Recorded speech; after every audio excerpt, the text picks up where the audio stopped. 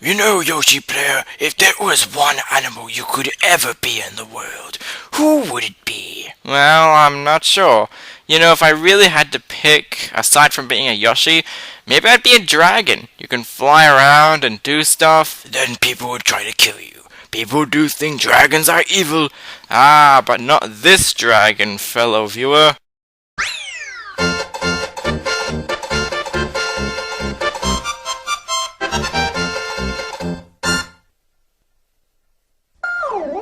Hello Yoshi players out there, I'm Yoshi Player and welcome to another installment of Let's Tackle.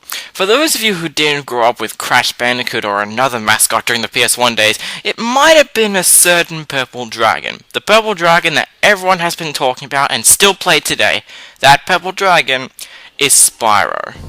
Oh no, I'm not just gonna let Crash get all the attention. I decided to give my fair of credit to Spyro as well. I grew up with Spyro almost about the same time as Crash, though to be fair, I didn't play Spyro that much. In fact, the Spyro games I played the most were the second and third one. The first one was actually the last Spyro game I ever played.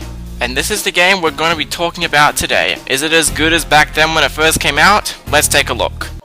The basic story of this game is that an evil Nork named Nasty Nork has turned all of the dragons into stones because they made fun of him during a report.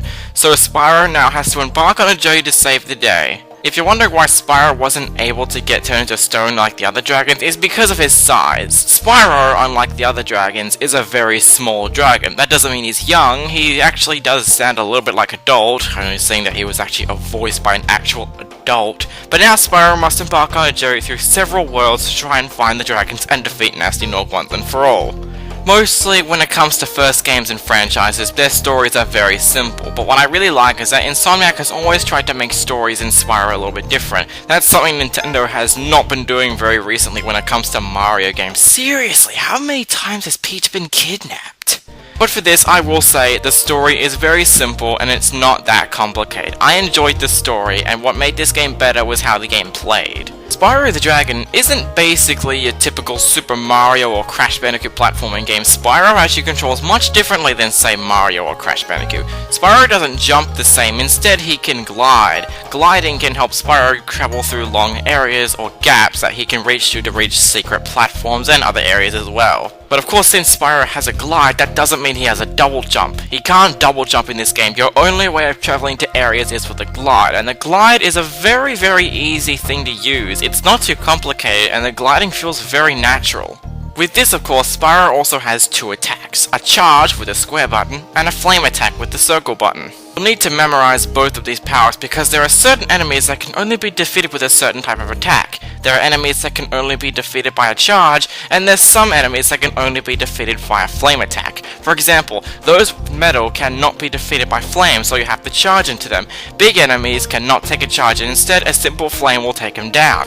I really like the way the enemies are placed here. I actually think the way to defeat these enemies is very different. It's something that Mario and Crash hasn't really done, and I actually think it's a really well done achievement in this game. Spyro has a dragonfly named Sparks, who basically serves as Aku Aku, but I actually think is a little bit better. Sparks can pick up gems, which we'll talk about in a minute. Sparks serves as Spyro's health. If he gets hit once, he'll turn blue. If he gets hit again, he'll turn green. And getting hit one more time will remove Sparks completely, which means that if you get hit without Sparks, you will lose a life. So that's basically the whole sum up of Spyro's controls. They're very simple, the health bar is actually a really nice idea, and I love how useful Sparks is. The controls are not slippery, at least in this case. They're very good, and I actually didn't have a very bad time getting frustrated with these controls. After what the story just explained, the main collectibles in this game are dragons. Whenever you go up to a dragon, you just simply stand on it and you can free the dragon. Every time you free a dragon, they'll usually give you a few advice, tell you an interesting story,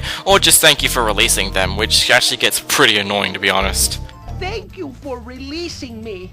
Another collectible in this game are gems. Gems are scattered all around this place, and you'll eventually need them if you're going to progress through some levels or worlds of this game. Gems aren't necessarily that useful, they're just sort of there to pick up, and the gems look pretty actually.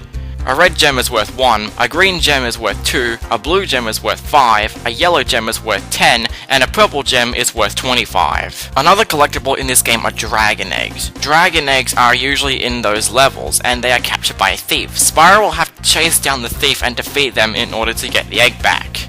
In order to progress through worlds, you're going to have to collect a certain number of eggs, dragons, or gems in order to complete the game. But what I'm really glad here is that actually getting 100% is actually worth it. If you collect all of the things in the game, you are rewarded with a special level, which gives Spyro the ability to fly. That's also one thing I've noticed. Due to his size, Spyro can't exactly fly, yet for some reason he can fly in those speedway levels. There's one thing I can really applaud this game for, it's the way they let the game looks. The game looks gorgeous, especially when it comes to the different medieval stages that Spyro has to traverse through. A special program that Insomniac used was that things far away have a smaller polygon count, but when you get closer to them they actually have a more detailed polygon. I actually like the way it's designed, so it doesn't make the game crash all that much. The music in this game was composed by a guy named Stuart Copeland, who was also the drummer of a rock band named Police, and my god does the music in this game sound great. This game's soundtrack is probably one of my favorite PS1 soundtracks of all time, and possibly even one of my favorite soundtracks of all time. Soundtrack feels very nostalgic to me, and I love listening to the soundtrack whenever I'm playing this game. Each track fits each level just perfectly, and I love listening to it. So with all these positive things said, you probably think I have no problem with Spyro the Dragon. Well, there are some problems with this game. One is the bosses. I'm not gonna lie, the bosses in this game are crap. Some of them just require a few hits to defeat, and to be honest, they're not that challenging. I will admit, the first two bosses were kind of challenging, but the other boss were absolutely pathetic, especially Nasty Nook. All he does is run away from you. There's like no challenge. I thought the final boss would be better than what this had, but unfortunately the final boss was underwhelming. Thankfully not the worst final boss ever, but I seriously thought it could have been better. The other thing I absolutely hate about this game is that when you're trying to complete this game 100%, it's a pretty tedious time. Now don't get me wrong, it's not as painful as Crash Bandicoot's save feature and trying to collect all the gems, but whenever you're trying to collect the gems in Spyro the Dragon, it can be really frustrating because there's every once in a while where you end up skipping a gem, realize that you missed that, and look everywhere to find out that you actually missed it. It can take a while to find a gem in a specific little corner that you may have missed. Seriously, some cases I actually had to use official guides to help me complete this game. Yes, I am that noobish, you can call me that if you want. But honestly, those are my only two gripes with Spyro the Dragon. It's still a really fantastic game. Spyro the Dragon may not exactly be the best PS1 game of all time, nor would I even say it's the best Spyro game of all time. But unlike the first Crash Bandicoot game, I would actually highly recommend you check this game out. You can actually download it on the PS3 PSN store. It's only worth about $7. I'd decide you go check it out. Overall though, Spyro the Dragon gets an 8 out of 10. It's a great game for newcomers, and I'm sure a lot of people who have played the previous games will probably have some enjoyment with this as well. I'd definitely say give Spyro the Dragon a shot. But wait a minute, Insomniac wasn't done yet, for 1 year later they released the official sequel, Spyro the Dragon 2, which we'll be taking a look at next time. All I can say is, thank you for watching, and I'll catch you in the next video.